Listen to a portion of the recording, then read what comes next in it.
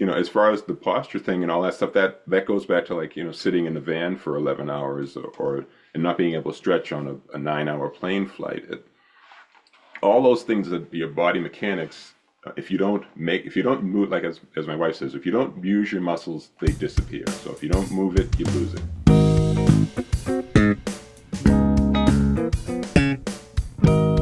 Hi, and welcome to ForBassPlayersOnly.com. I'm John Leitman, founder and first baseman. Great interview this week with Philip Bynoe of Steve Vai fame and a whole bunch of other killer stuff. He's got a brand new album called Duets that we're going to talk about in this interview. But first, if you've ever wanted to learn bass, but just haven't gotten around to it yet, you should know that right now there are thousands of people inside the For Bass Players Only community, people of all ages. And you know what they're doing? They're learning bass. They're having the time of their life playing music that they love. You should come join them and experience that incredible transformation for yourself. You're never too old to groove. So let's play bass. Philip Bynoe is a prolific session and touring bassist, most known for his work with guitar virtuoso Steve Vai. He's also collaborated with Slash, Kevin Eubanks, and The Tonight Show Band, Mike Mangini, Tony McAlpine. Philip is a three-time Grammy nominee and Emmy Award winner for his work on the soundtrack of Reefer Madness, the movie musical. He's currently on tour with metal act Warlord and also A through Z. And he recently released his second solo album, Bass Duets, out on streaming platforms now. Here's my interview with Philip Bynoe. Hi, Philip. John, Good to see you. I think this is your third time with us on ForBassPlayersOnly.com. I believe so, yeah. And you know what? When you reached out to me about the record, I thought, well, yeah, that's really cool. But we just did an interview with him. It's a little soon. And then I took a look and I said, that was over 2 years ago. I Yeah. can't believe it. So you do have big time, far out news to share. So I thought it was totally appropriate to do an interview. 2 years is long enough. But Oh, you've got a new record and it's called Duets. I wasn't sure quite what it was because do you remember Rob Wasserman? yeah, I know that name. Okay, well, he did a series of albums. He had one called, I think the first one was called Solo, and then he had an album Uh-huh. called Duets. Then he had one called Trios. I think he did quartets, Oh, but all but the solo one were with other people. So he was yeah. duet with a singer, another player. And Hmm. then I only heard two basses and I didn't see any other credits. So now it reminded me of Bill Evans, the pianist, had an album called Conversations Myself, where he Ah. was duets with himself. So I thought it was really cool. I listened to it a couple of times actually. Tell Hmm. me about duets. What inspired it? How'd you choose the music? What were you trying to say? Anything at all you want to share with me? It's really nice sounding. It's great playing too. Well, John, thank you very much for that. And so the story of that record is that, back when I was a young boy, lots of learning, actually, when I was even playing cello with back at, my 6, 7, 8 years old, um, my father, as you can see his bass right in the background there, he was a symphonic player, and his whole thing with all of us kids was that he wanted us to play duets so that we could all kind of advance together. And being the youngest, I was the last one to get to do the duet. So my sisters were, a little bit, oh, we have to play these again. How many times can we play Three Youngest Little of Pigs? youngest of how many? Of five. Oh So boy. I would play duets with my sister. One of the duets on this collection is called Bow Fights in Second Grade, and that was because when I was in second grade and she was in sixth grade, we'd be practicing together, and of course, I had a bow in my hand, and if she made me mad, I'd hit her, and if she I made her mad. So there you go. So George Lucas stole the laser swords from us. And I would play duets with my dad, up until, the months before he passed. We would, I had a cello at the house in Boston and would go home and we'd play them. And, as we all get older, you start to play the same things again over and over again just because it's fun. But it was always a thing for me to go home and play duets with him or whatever. And so as time went on, I started thinking I should start because I've made an attempt to write duets a few times in my career, but I decided I would really get into it because I had, four or five of them kind of sketched out. And the other big incentive was that I was out on tour with Steve from 2022 until just 2024 on Steve the Vai. Inviolate tour. And during that tour, at one point, we were sitting on the bus, and he said, "So, what are you working on?" And I kind of half lied and said, "I'm doing this Duets project." And he said, "Oh, well, when you finish it, you should send it to me. I may be able to get it to Hal Leonard." So that was like the caliper that went, okay, you got a person that might want to hear it. So I kind of put them together and wrote a few on tour and had some that I had written over the years, and then just assembled the nine of them and started trying to press them out and let people hear them. My real goal would be to have for them to be transcribed and then used in music courses in school and college and things like that for some bass players to have something to play together. Because I was always, when I was at Berkeley 100 years ago, you just sit there with those ampliphones on and play by yourself. So it'd be nice to have something that you could play with somebody else. You say transcribe them. How much of it was improvised and how much was actually written out?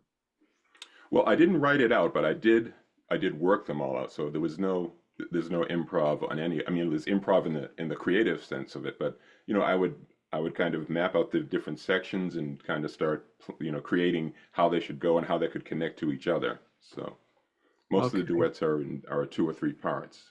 All right. Now, unless it's in a symphony orchestra or something where everybody, all the bass players are playing exactly the same thing, it's kind of a challenge to play, down in that low range. It could get a little muddy. So the obvious answer to what I'm about to ask you is, well, one plays low and one plays high and you stay out of each other's way. But what other kind of thinking went into that? Or did you just keep it as simple as that?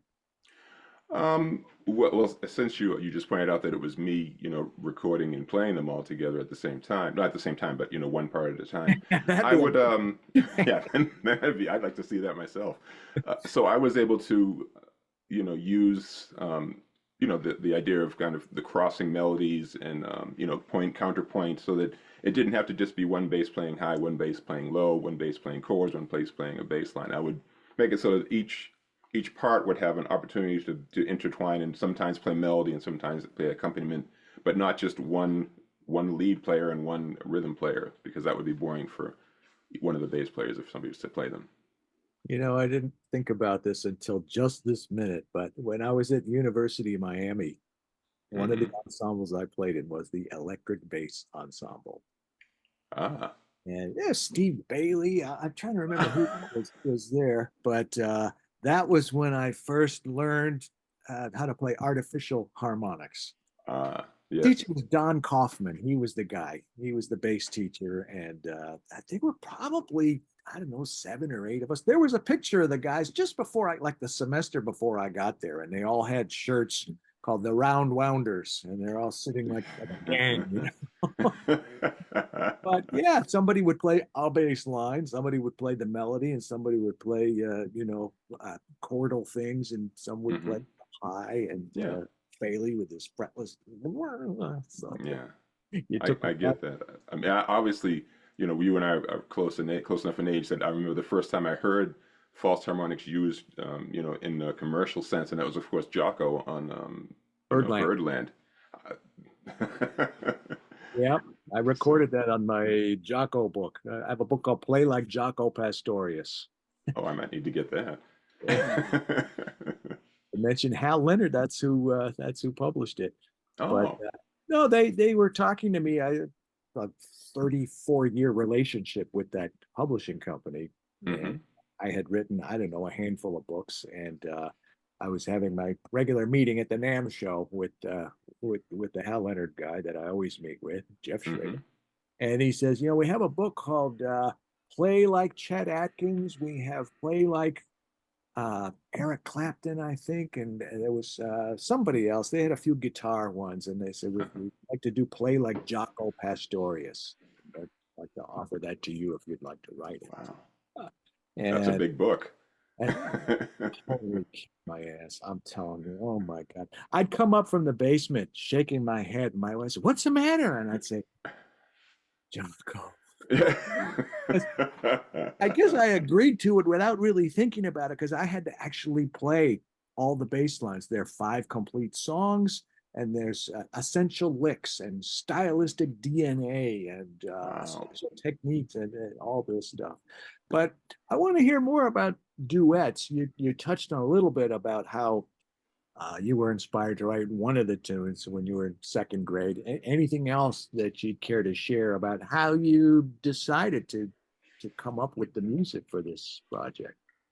Well, if since this is an interview and it's going to go out in the world, some of them are from bass solos that I've written over the course of the years. There's a song on it called "Say Goodnight," which was a song that when I was first working with Mike Mancini, whom you had mentioned earlier. We were in a band called Rick Berlin, and they had a song called "Never Gonna Say Goodnight." And when you're the bass player, usually, especially if you're the bass player and you're the new guy in the band, it'll be like, well, let's have a bass solo in this song, and it'll be in seven sharps, and it's in 7/8, and they're like, oh yeah, you solo over that. And like, fortunately for me, that the "Say Goodnight" song was kind of it was a nice progression of chords, and it inspired me to create this solo. And then from there, I had always heard a second part along with it, because I'm not one of those high octane soloists in that regard. I prefer to play a melody if I'm playing bass. I think it's a more memorable experience for somebody who's a listener to hear something that they can kind of sing again in their head, as opposed to just a barrage of notes that And I'm not speaking badly about those guys that can do it, because there are some players out there that are masterful with it. Mohini Day, Hendrik Linder. There's a guy, Charles Barthard, I think is his name Yeah, is. I know who you mean. Yeah, the Yeah, and British guy or what? Yeah, yeah, he's it's I don't even bother to just attempt it, because it's like, well, but for my playing and for how I feel about soloing as a bassist, I like to make a statement that somebody can then remember. So back to the duets. So that was the story with "Say Goodnight." There's a song called "Throne of Judgment," which was the story of that duet is it's one of the new ones that I wrote, because there was like three that as I said, that I kind of wrote to kind of finish to finish out the record. But "Throne of Judgment" it's been inspired by one of my dogs, and I'll tell you the story. So on our deck, we have a deck that's kind of above the street and above the sidewalk, and we put a dog bed out there. And this dog Mabel, will rush out there during the day and just sit on it and judge the people's cars as they go by, and judge the people that are walking on the street. Now, for me, the Throne of Judgment is I put the music out there and allow everybody else to judge whether they like it or not. So I'm on the throne, but I'm not making the judgment. You guys are making the judgment. Um, there's a song called "Mom's Kisses," which unfortunately I had the record printed and had it printed "Mom Kisses." So people ask me, "What, are you kissing your mom?" And I was like, "Well, no, that's not exactly true." But it was a solo that I'd written when I was playing with Kevin Eubanks from The Tonight Show, and it was a song and a solo that I had written for that, and the same that song was Gloria, which was my mom's name. And I thought having a solo called Gloria would give me nothing but trouble, because the first question my wife would ask me is, "Who's Gloria and why she gets a solo and not me?" So, and that's how that one came about. And the other ones, if you give me a second, I can look up the titles and tell you the stories behind them. Hopefully, I can do this right. I think this is the one. has the album been released? Is it available to Yeah, the it's on CD Baby, and it's on all the streaming platforms. I haven't pressed any, because I've got boxes and boxes of CDs that and everybody says to me, "What's a CD for?" And Yeah. I'm like, to fill up your trash, I guess. What Uh, about vinyl? that would be really fun. I'd love to have that. And again, could I sell enough of vinyls to make it really, you know, worthwhile for me to have boxes of them here in the house? But I'll have to ask my wife if I can do that. Cassettes, 8 track. I'm gonna stick with this the streaming service for now, and if if the demand for it becomes that high and people contact me and say, "Hey, I want a demo, a physical copy of that," well, then I'll print up a couple. I'm just messing with you. Yeah. Except for the vinyl, a lot of people put out stuff on that. Yeah, it is it's the old new thing. Yeah, the new Uh, old new thing. and the other one that I can we can talk about is a song called "A Dance in Old Times," and So that was I was inspired because, like many of us, I've been streaming a lot of TV shows and just watching things that I wouldn't normally watch. And I'd watched some kind of one of those. I'm big into sci-fi. It was one of those sci-fi dramas where they went back and when they went back in time and they went back to like 1600s or 1500s or something. And I noticed there was the lute players that would kind of play and tell the folk tales of the town through that. And I really enjoyed some of them, and I was inspired to kind of create something for a dance that they would have done at the at the old mill back in 1590. What country were they in? I think it was it probably was England, but it might have been Budapest, one of those I, what's northern the name European of the show? countries. Because my wife was telling me about some. I'm not a real big sci-fi fan, and she likes it. So when we're not watching something together, she was Yeah. watching the show, and it was about someone who was married, but then they went back in time and married somebody there, and they went. I don't know what it was. I, it'll come to me, Okay, now it's that not that now that important. I was because just now that curious. I'm older, I watch things, and as soon as I walk away from the TV, what was I watching? Yeah. Yeah. Well, it's funny. The obvious question that I typically ask when somebody puts out a new record, it's usually Yes. part of a band project. So I'd say, "Oh, so are you planning a tour to promote the record?" I mean, you could do that with, recording or sequence or something like that. But I did get a call from somebody at NAM that asked me to come and do some, play with some pre-recorded tracks, and I there you tried to go. put it together, but unfortunately for me, I was unable to get myself uh, to Orange County and have a place to stay during the NAM thing because it's gotten, as you know, very expensive you know, to do things. Period. So that didn't work out for me. I was also approached by a friend of mine who said I should get another bassist and and learn have them learn it and do it like that. So I'm hoping that maybe somebody that I know will listen to it and go, hey, I'd like to play some of these with you. And then because for me to hire somebody to do it doesn't really feel organic to me. So if that Well, happens, then that'll happen. let me throw my hat in the ring. Not to You want put, to do them? sure. Okay, ladies and gentlemen, you heard that. He said he'll do it. Who's more on the spot now, me or you? I don't know, but I think it's you. If you so what else is keeping you busy?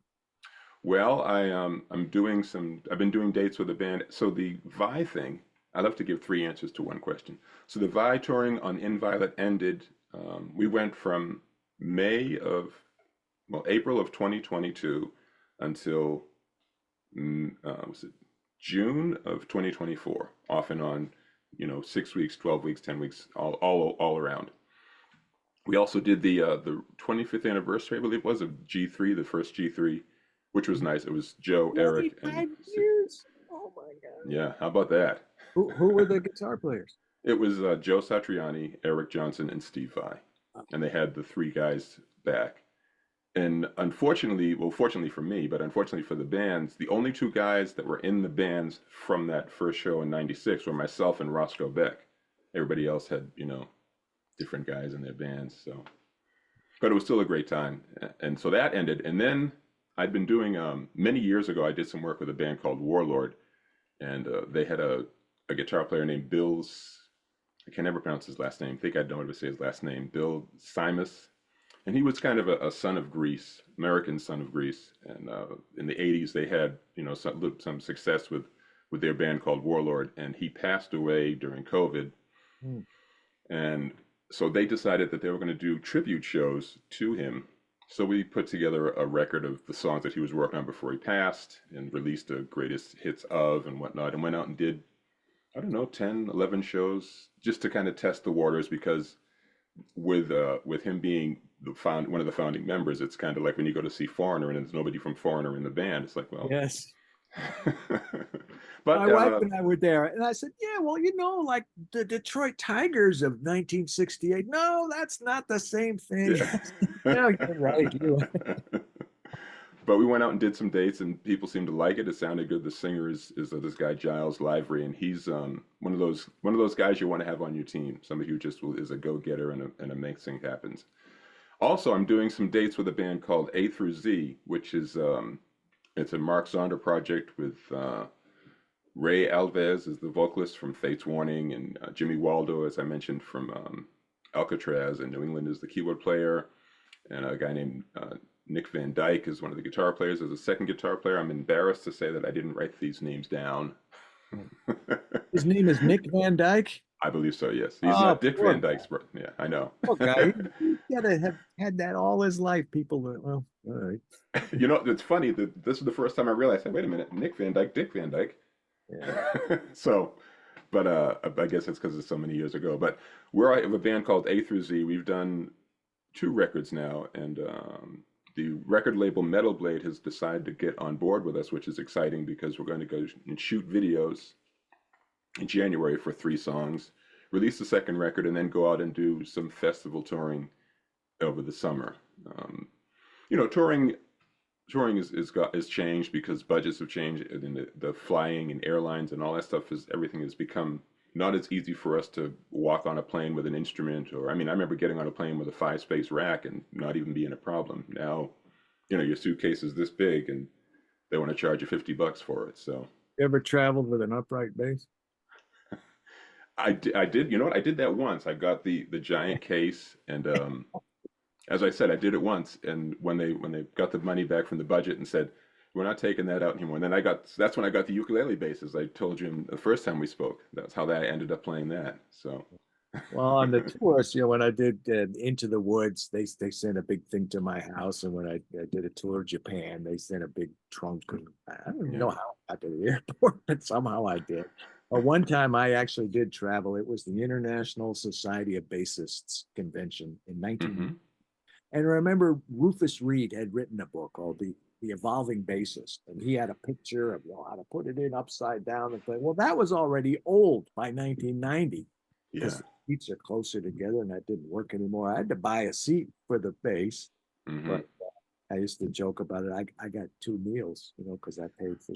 So yeah, you got to feed the bass. I didn't feed the bass. The bass ended up flying in first class, and I ended up. Well, I said, Really? well, as long as you get a first class anyway, we could put no, sir. It doesn't work that way. The bass goes in first class. You stay. Oh my goodness. Uh, yeah, that's and anything else? I didn't want to cut you off there.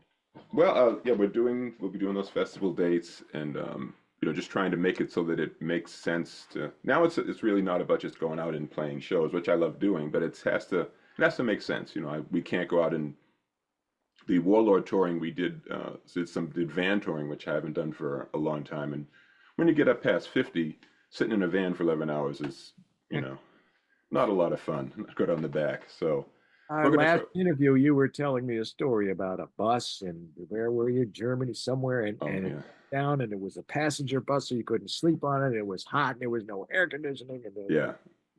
You know, oh, first world problems. remember you up again for you there, Phil. Yeah. You know, those are, the problems in the world are compared to, oh, well, I had to sit on a van for 11 hours. You know, somebody should come in here and hit me with a pie. But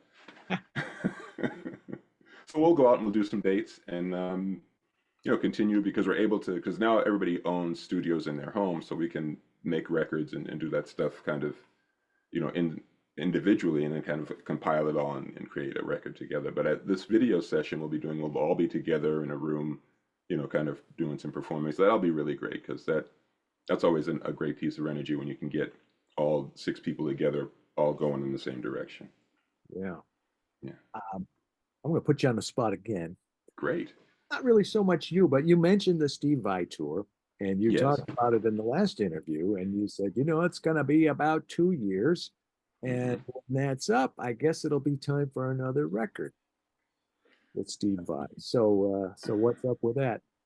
Well, so what happened with that, as you know, there's nothing in the world is guaranteed except change. Steve is now out with the Beat, which is the King Crimson project. Oh, It's Danny Carey on drums instead of Bill Bruford because Bill was like, I'm 70 something. That's enough. He didn't want to go out and do it. I believe that's what the story was, and I believe that was the same thing for Robert Fripp. These guys are journeymen in the game, and so Steve is going to do that, or is doing that now, and it's been very successful. I mean, they're out doing dates. They keep getting more dates booked. So I don't know that he's in a rush to make another record, because after that finishes, then he has to do Gen X, which is, the Nuno, Yeah. Ingve, Yep. Zach Wild, uh, Uh, the guy Toast from and Bossy. Toast and Bossy and himself, and that's Steve's thing. So they'll go out and do dates. Did you mention Zach Wild? Yes, Zach is one of the Okay, five yeah. in the Generation I X. I saw that, and hey, don't tell Steve or anybody that I'm going to tell you this, but at Uh-oh. the end of the show, I said I can't. it's a it's funny because as the performers go on, if so and so goes 5 minutes over, well, I'm going to go 7 minutes over. Well, if he went 7 minutes over, I'm going to, so it gets to be a long show, and then they have the five of them at the end. Yeah. Between you and I and your listeners, I have still not seen the Queen song they do. Yeah, Bohemian Bohemian Rhapsody. Rhapsody. Yeah, because like yourself, after the third hour, I was just You know what? I did get to see that because I went there to interview. Who was it? Pete Griffin oh, the was the bassist. bass Yeah, player. Yeah. yeah. So he says, yeah, meet me and we'll finish the sound check and we'll do the interview. Well, I got there during the sound check, so they were all five up there. Oh, so you saw them play it before the show. See them there. Boy, Pete Griffin to do a gig like a B times or G times three, whatever, that's nothing compared to this because he was playing, I think, four basses. He had two four strings and two five strings, and this one's tuned this way and this one's tuned that way, and then Vai likes this and Nuno likes this, and all of his outboard gear and all of his pedals and everything. You really got to have your head on straight to do Yeah, that thing. I don't know how he did it, but he did. yeah. He's a masterful bassist. I mean, he does that Zappa thing, and Yep. he's got a lot of music in that mind of his, and Yes. the different tunings, the different, as you just said, Ingve likes this sound, and if you don't have that sound, well, I'm not going to play with you. Those guys are very much, it's this way, and there's no leeway. So Yeah. I'm Yeah. proud of Peter for getting that to happen for him. Ingve was yelling things out at people on stage, and I think we're supposed to think it was a joke, and maybe it was, but maybe some of it was. I don't know. That's five pretty big egos in one room. I don't know how that bus ride must be. Yeah, I never thought of that. Yeah. Anything new in the field of your gear? You're a longtime Music Man guy, right? Yeah, I still am playing. I can show you. The last bass that I received is the new bongo, this purple one. Oh, it's kind of there. Okay. And I'm still playing these. I've gotten some non a couple of really cool things that I got that are not Music Man. So this one piece right here. And of course, as you know with me, everything has a story. My first bass that I had, my very first bass, my dad's bass, was a Radio Shack realistic Honer, the one that looked like the Hofner. Yeah. So that was my first bass. It was about 30 feet long for my little 8-year-old body. And it was a hollow body bass. And I played it for, I don't know, 7, 8 years while I was a kid. And then when I got to high school and started playing in jazz band and meeting other bass players by going, on school trips and whatnot, and I saw one guy who had a Fender, probably was a jazz bass or Telecaster bass. No, it was a jazz bass. And I was, I had my pretend little, hollow body Hofner. He's like, well, that's a cool bass. Who makes that? And I was like, realistic? He's like, realistic? Wow. But I said, it came with an amp. So long story short, I tried to chase that bass down because I sold it to a kid that I knew in school.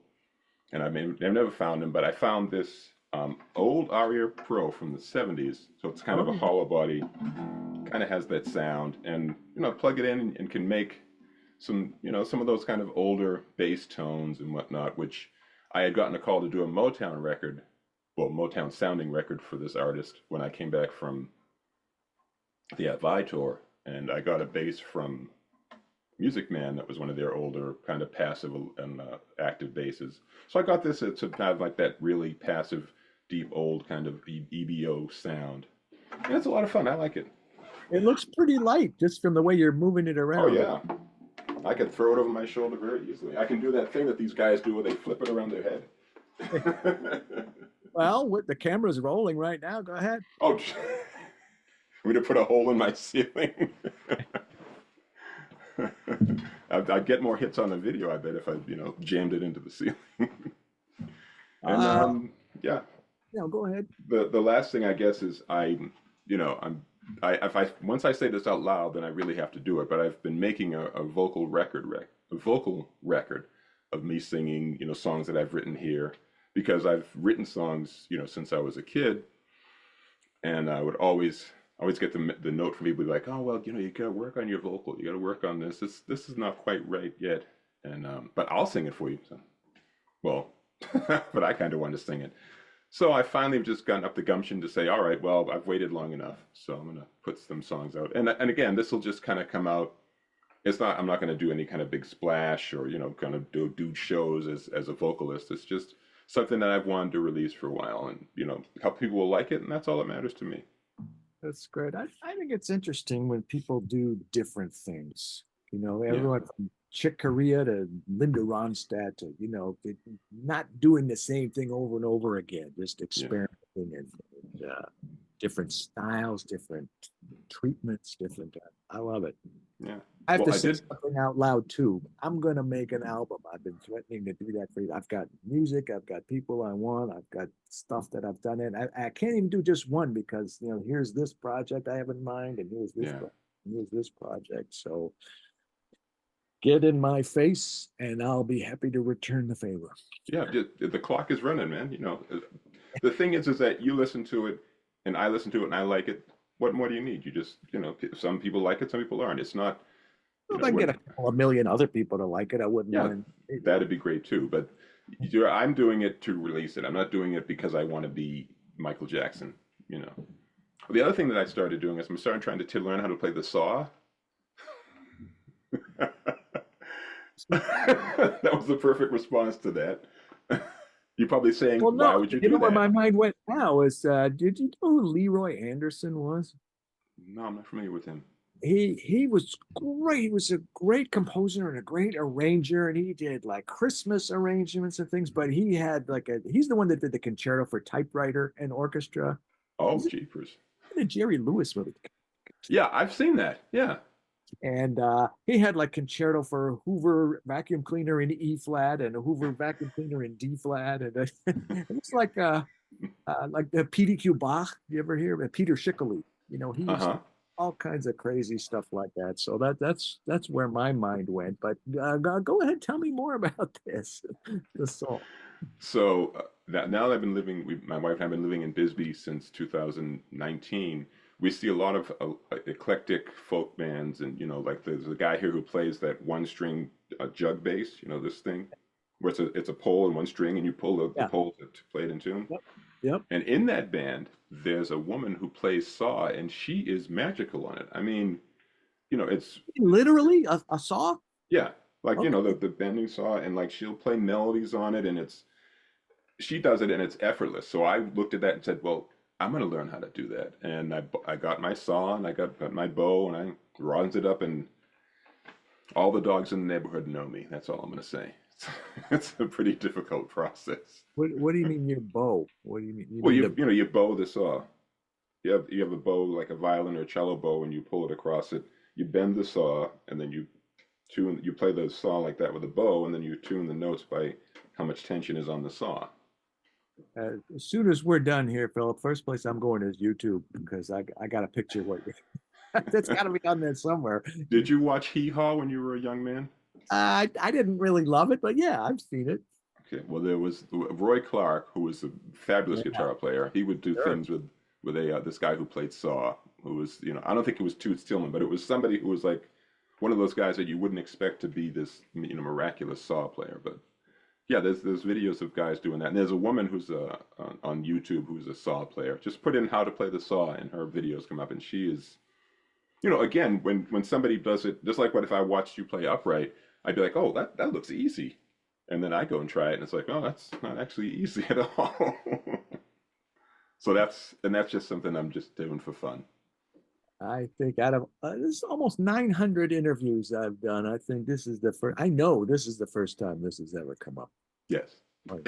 And it may be the last time. So you're gonna become a sawist. a Sawyer, I'd be a sawyer, I guess. zoologist. Yes. I only have the one saw. When I get three or four saws, Dueling and saws. yeah, then that's the next Duets record. It'll be. You get the analog one, and then you get a power saw. Okay, we're getting into dangerous territory here. Yeah. What else about the future? You were talking about the importance of posture and hydrating and stretching and those Yeah. kinds of things. That's yeah. Check out the last interview. We'll put a link to that under this Yeah. one with Philip. That And that's still very important to me. yes, I plan to after the holidays go and see I'll go see a nutritionist and kind of get. I always like to do it at least once every 2 years, if not once a year, to just kind of get an idea about blood work and what I eat too much of and what I shouldn't eat a lot of. And as far as the posture thing and all that stuff, that goes back to like sitting in the van for 11 hours or and not being able to stretch on a 9-hour plane flight. All those things that your body mechanics, if you don't move, like as my wife says, if you don't use your muscles, they disappear. So if you don't move it, you lose it. So I try to at least stay somewhat limber. I will admit that during the pandemic thing, there was a lot of this. yeah. I got wasn't as much of the exercising as there should, but I'm kind of getting back to that now, to kind of moving and whatnot, just so that I can be healthy as I grow older. I don't want to be this guy. So not to make fun of that guy, because some of those Oh, guys are really great people, but I'm just hoping for myself that I can still sit up straight when I'm older. Sting is very into yoga and Yeah. you know, Sting, Kip Winger's another one who's and he was a ballet or balletist, I guess you'd call that. If I'm a sawist, he's a balletist. But there you yeah, he's another very limber. A lot of those ballerino. guys. Yes. Mick Jagger, 80 years old and still, if I ran up and down that walkway 3 times, that's the end of the gig. That's it was funny when the last time I saw Sting, I was doing some stuff with Bagiti Kumalo, the bass Uh-huh. player. Paul Simon and Sting were together. And, Yes. I was backstage, and Sting was warming up with one of the singers, and they really do this. They were like la la la la la la la la la Yeah. la la la la. So I walked by, I caught his eye, and I went, and he looked at me, and he kind of smiled. And he went, yeah, that's my brush with Sting, but. But it didn't feel like an appropriate time to ask him for an interview. But we did get him. We got him. There's an interview with Sting on for bass That's player. great. But what was very funny was when Sting does his thing, Paul does his thing, and they do something together. So Paul was standing next to Sting, and he says, "I'm 10 years older than Sting.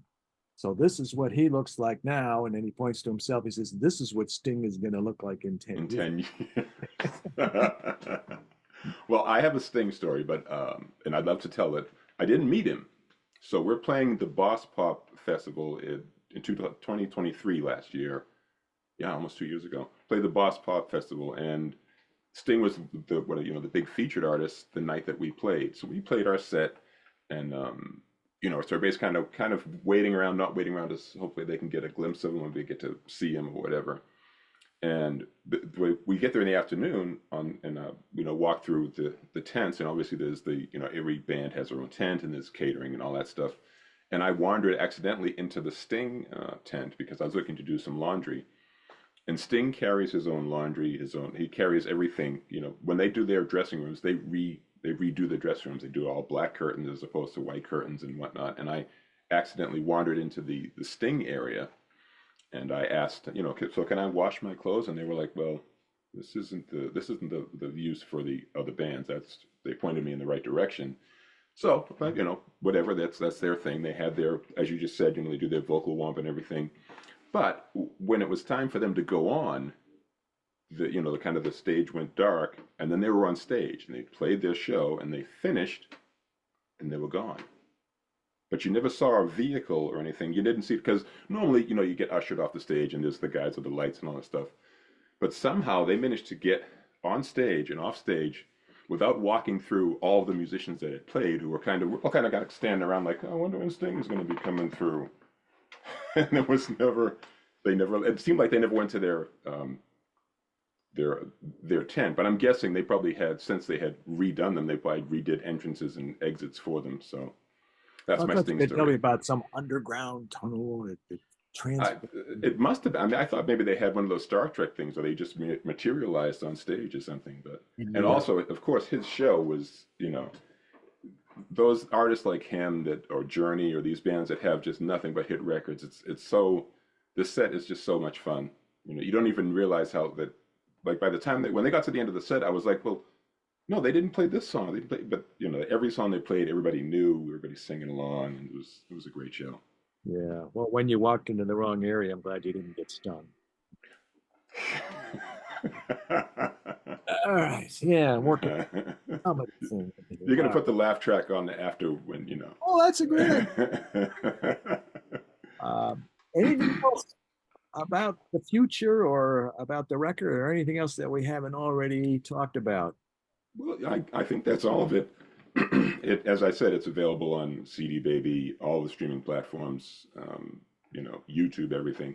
I'm going to make videos eventually. Pardon me. I'm going to make videos eventually, and hopefully transcribe it. And if I can find a publisher who wants to make it into a book, that'd be great. If I can find a school that would have use for it, then that'd be great too. But again, everything for me on anything that happens after it is all ice cream. I just wanted to make this bunch of duets that I had been sitting on for a long time, and I was initially not even going to release them. I was just going to give them to friends. But that's what's happening with that. I hope that the A through Z thing can get some real footing, because it's interesting that there's not radio like it used to be. Like you can't, as far as like FM radio or music radio, everybody just kind of picks what they want to listen to, and that's what they listen to. They go to Spotify and they go, I want to hear these kind of songs. So Yeah. you're not introduced to new artists unless you kind of you look for that. So a lot of music people that are listening will listen to what they like already and maybe not necessarily listen to new things. I could be wrong. Hopefully I am, but that's what Well, I've that's kind of seen. the zeitgeist of the same thing with the news. You put on whatever cable channel that has what you already believe, and they will Yes. reflect back to you what you already believe. But I don't want to open that can of I know. I worms. was going to say, if we're going to go down there, we're going to go, uh-oh. I don't think I've watched the news since after the election, like a day or day and a half after the election. And then Yeah, you know it's what? Not going to watch it anymore. Well, the record is called Duets, and it's available, as you said, a couple of times on the streaming platforms and CD Baby. And maybe we'll put a link under this interview too to help promote it and make it available to as many people as possible. I have listened to it more than once, and I really enjoy it. It's very clean. The production is great, and of course, the music is great. Philip thanks so Bynoe, much. always great catching up with you. And hey, let me know what happens next, and we'll do another follow up interview. Hopefully it'll be not in 2 years, but soon enough. There you go. All Thank you, right. John, and thank you to your listeners and viewers. Pleasure. Much luck and continued success to you always. Okay, and we get duets to play together. Yes, we do. Ice cream. All right. Awesome guy, awesome player. I always love getting together with Philip Bynoe, and he seems to enjoy it too. If you've ever wanted to learn bass, but you just haven't gotten around to it yet for whatever reason, you should know that right now there are thousands of people inside the For Bass Players Only community, people of all ages. And you know what they're doing? They're learning bass. They're having the time of their life playing music that they love. You need to come join them and experience that incredible transformation for yourself. You're never too old to groove. I will see you back here next week, same time, same place, with another awesome bass player interview. I'm John Liepman. Let's play bass.